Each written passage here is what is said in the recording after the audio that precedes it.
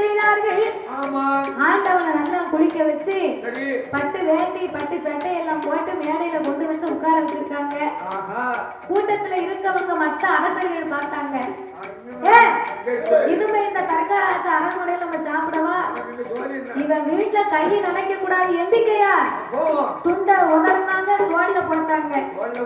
பொண்ணு வேண்டாம், இவன் சோறு வேண்டாம், கல்யாணம் வச்சிருக்கா, இவன் கல்யாணம் வச்சிருக்கான், பண்டாரத்துக்கு கல்யாணம் பண்ணி கொடுத்திருக்கான் அப்படின்னு எல்லோரும் எந்திரிச்சு போனார்கள்.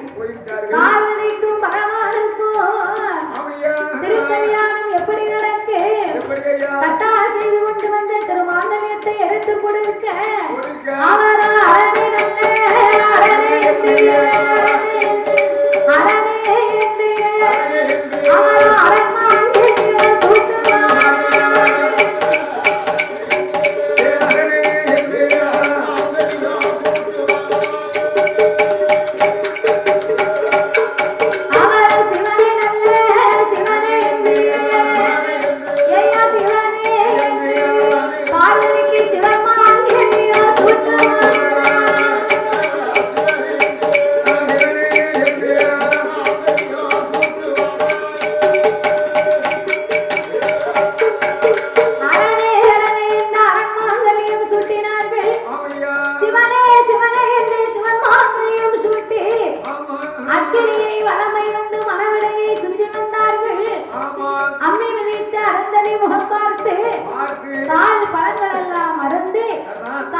சம்பிரதாயங்களை முடித்து பகவானும் பார்வதியும் இருவேர்களுமாக பள்ளி அறையிலே கொலுவிருக்க விடிய காலம் மாப்பிள்ளை சுருள் கொடுக்கணும்.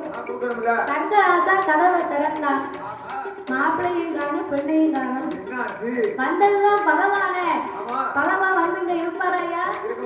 பார்வதியை பகவான் தன்னுடைய வாகனத்திலே கைலாசத்துக்கு அழைத்து சென்றார். கைலாசத்திலே அழைத்து சென்று பகவான்